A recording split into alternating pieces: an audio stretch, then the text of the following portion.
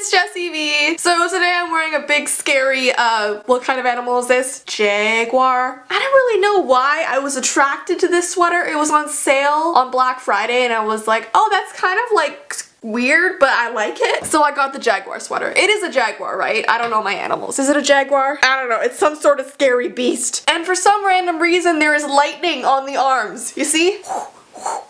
I don't know, I just thought it was cool. Anyways guys, this story time today, I cannot believe you guys have not heard. And I'm also really happy because I'm on like a story time streak. And I know you guys like story times, so I'm gonna keep kind of putting them out as much as I can. But this story time happened back in 2016. And I guess there was a reason I didn't tell it on this channel. And I'm gonna get to that reason in a second, but I feel like now it's safe to tell it. You know? I mean, I never particularly feel safe telling story times from my life because I always feel like someone I know is gonna watch it or the person I'm talking about is gonna watch it and then I'm gonna be in big trouble because it has happened before. People have contacted me that I've made story times about and they're like, why the heck would you tell people about that? That was like a secret thing. Why would you say that? And I was like, well, I didn't say your real name, so no one technically knows it's you, but that's still... they still don't like me for that. So I am hoping that this car salesman that I'm about to talk about does not watch this video, but I suppose if he does, he had it coming for him. He was not a very nice person, so there you go. If you're not nice, Jessii Vee might make a story time about you, so always be nice. So back in 2016, I had been saving up for a car for like 4 years. It was back when I had been on YouTube for I think 2 years, so I saved up all that money, and then the years before I was working at Michael's and stuff. So I just saved up a lot of my hard-earned money, which is always something you guys should do. Always save. Saving is good. Saving gets you things like cars and things that you need to just do life with. So going into the car dealership, I was really excited about picking out my car, about like test driving it. The whole thing just made me feel like a grown adult. It was the first time I actually felt like I was like legit adulting. So I went to this car dealership with my dad and my ex-boyfriend. And that is where we met the weirdest, rudest, strangest car dealership man. Car salesman, that's what they're called. Oh man, I have the sniffles today. This is the worst. It's so creepy because as I'm talking and looking into my viewfinder, all I can see is like the two yellow, like creepy eyes of this jaguar, like looking up. Ugh, what did I buy? I buy the strangest things. Okay, anyways. So you walk in and immediately we're greeted by this very excited, energetic man. And there's nothing wrong with that. I like energetic people. I like when they look passionate, especially when they're happy about doing their job. Like I love that sort of thing. Cheers to him. But that wasn't the only thing about him. So he shakes all of our hands and we all sit down in his office and he takes out all of his papers. He's like, what are you looking for? You know, yada yada, the normal things that you talk about when you're going to buy a car. And then he asked me, what do you do for a living? Like, what is your job? And this is always a very awkward question for me because so many people still don't consider YouTube a real job, even though I'm working like 9 hours a day like a normal person's job. Actually, sometimes I'm working like 13, 14 hours a day.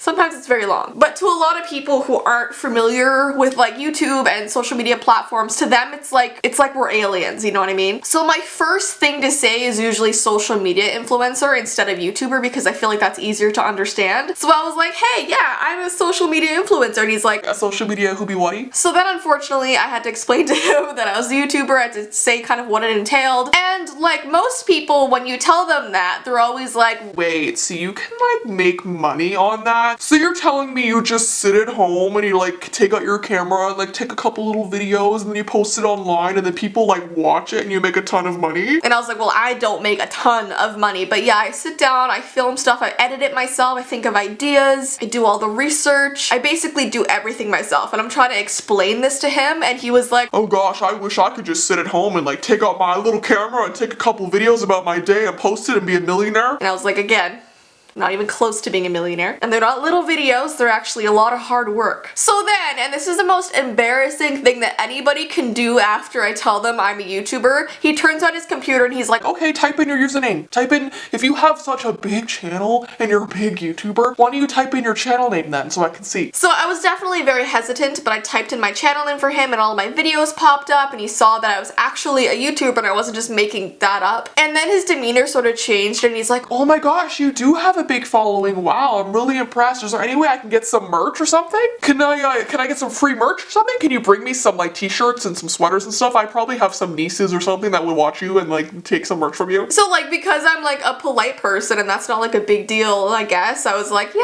like maybe next time I see you, I'll like bring you something, like no problem, that's fine. But then he continued and he was like, and if you could also like sign a piece of paper right here, that'd be great. If you could sign the back of my shirt as well, and then take a picture with me so I can take it home and show my family, that'd be amazing. And like, that's cool and all, like I'm all for like the excitement and like I'm fine signing stuff and taking pictures, even though it's like random at this very moment. It's just, I was like, but a second ago, you didn't even know who I was and that YouTube was a legit job, and now that you saw that I'm online, now you're interested? Anyways, he just sat there like asking for things for like 10 minutes and finally my dad was like, okay, so we're here to get a car. We're not here about her YouTube thing, okay? Like my dad had to like pull us back to reality because he was getting really, really excited. And it's always just weird for me because like we're all just human beings. Like we're all literally the same. Just because I post videos online doesn't make me like the queen. You know what I mean? Like I just feel like a regular person because I am. So are you guys. We're all just human beings on this earth trying to make a living and trying to do something cool. So it just blows my mind when I get that sort of reaction because I'm like,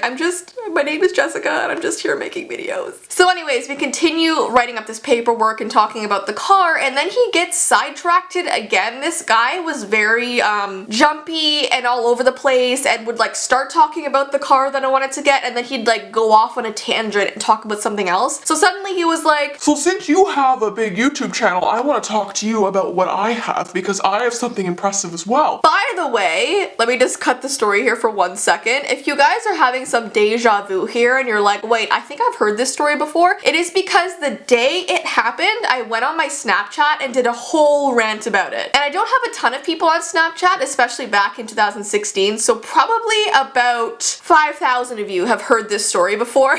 So if you guys are like OG people who have been on this channel for a long time, you probably remember me making a Snapchat rant about this, but it was never on my YouTube channel. I never did a vlog about it. I only ever ranted about it on Snapchat. So if you're having like memory like, oh, I've heard this, you might have seen my Snapchat rant. Anyways though, so he tells my dad and my ex-boyfriend and I that he has a huge impressive thing he wants to share with me. So we're like, okay, go for it. Like what do you want to tell us? Seeing as we're already hearing all of these tangents, you might as well just continue telling us things. So he was like, well, I mean, I don't mean to brag or anything, but at my house, and I have a really, really big house, I have a sneaker collection. Like I have this thing where I obsess over shoes, but specifically sneakers. So my entire house is just filled with sneakers. Like whenever I'm at the store, I have to buy a pair. Like I have them in all kinds of different colors. Like there are sneakers in every corner of my house. And I'm just getting around to organizing them, but like whenever someone comes over, I'm like, hey, did you see my sneakers yet? And I'll take them around the house and show them every single sneaker. Like I have shelves and stuff, and like everyone's so impressed by all of my sneakers, and I just want to get more as much as I can. And I kid you not, we all sat there after he said that in silence. And I'm not even, I mean, I'm over exaggerating a bit because I'm a bit dramatic when I tell my stories, but like I am barely over exaggerating. Like I'm even debating on calling my dad and putting him on speakerphone so you can hear how ridiculous my dad thought he was. Like I might actually call him after I tell this story. He might be working though, so I don't know if I can,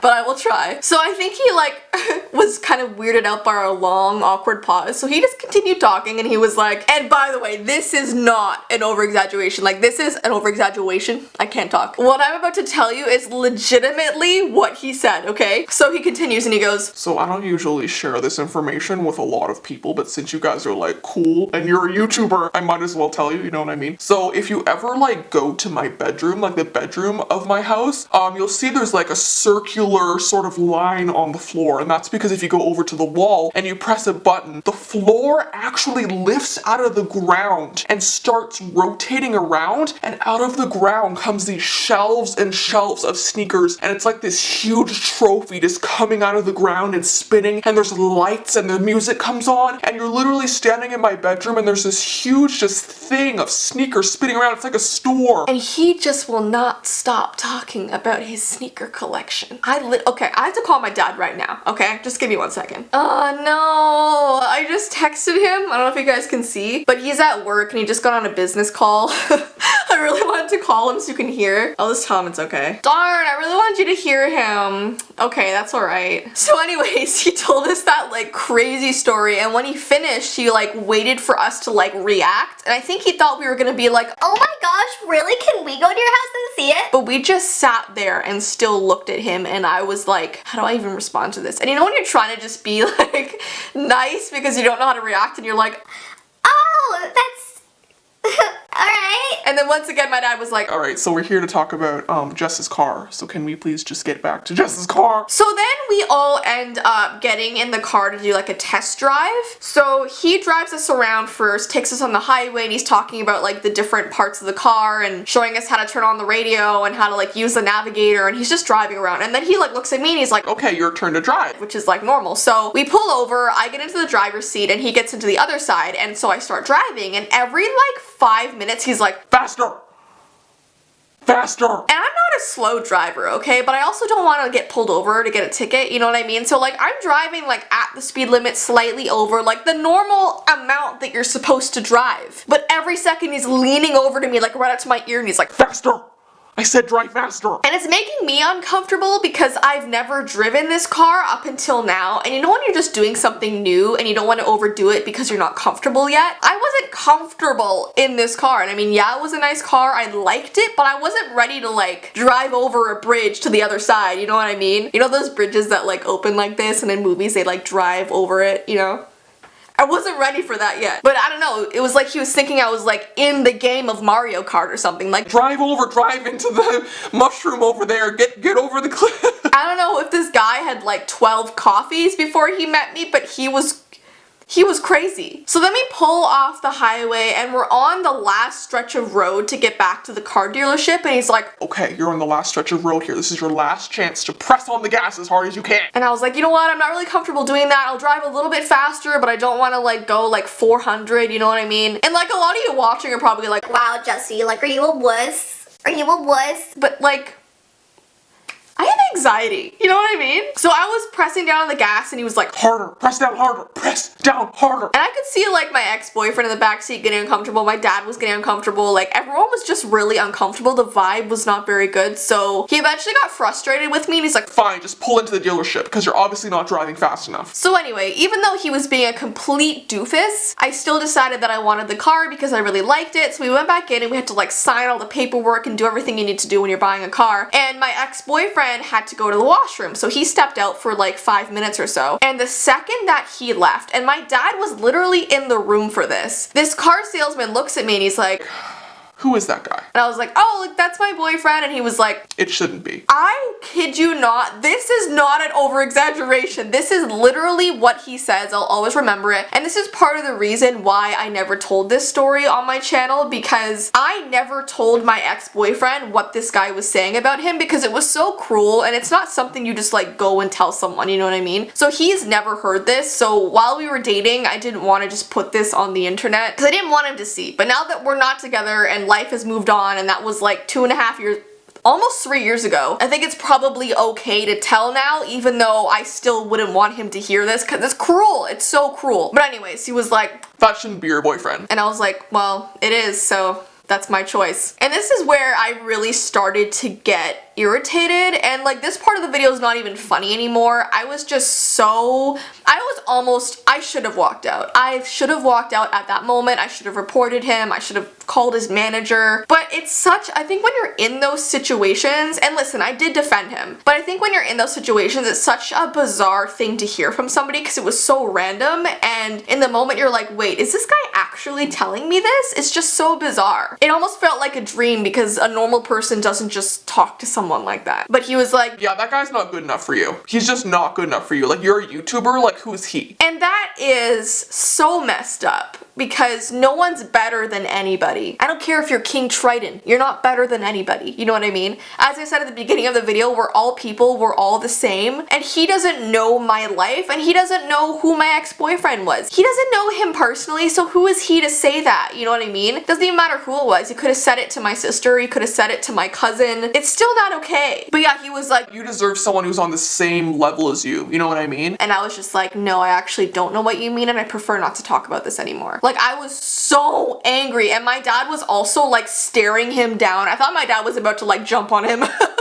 and like kick him off of his chair. Like, it was not a good vibe in the room. And then as we were leaving, he was like, but I have your number because it's on your contract, so. And then a week after I got in my car, he would text me and just be like, so how's the car? Like, how's it going? How's your car doing? Do you like your car? and I guess they're supposed to do that, but the fact that it was him texting me and I already didn't like him, just ugh. Anyways though, I found out a couple months later he was fired, so you just don't talk to people like that. That is just not good business, and the fact that he was fired just showed that it wasn't only me that he was doing that stuff to. But yeah, I did stand up for myself. I just feel like I should have taken it further, like to his manager or something. But he was fired anyway, so he's not even there, so I hope he learned his lesson. And the other thing is, he knows what my channel is, so he could be watching this right now, and if he told his nieces or whoever he was gonna tell, they could be watching this, so I might be exposing him. But I'm not gonna say his name, I'm not saying the dealership, I'm not saying what car I have. So if you're watching this, dude, I hope you're nicer now, and I hope you learned your lesson. I hope you are nicer now. Anyways though, I thought I would tell this story because I only told it on Snapchat before, but let me know if you've had any similar experiences. It doesn't even have to be for a car, but if any salesman just taken it too far or said something that was just rude, I feel like people probably have a lot of experiences like that. Anyways though, I'm gonna end the video here, and I hope you guys have an awesome rest of your day, and I will see you in my next video.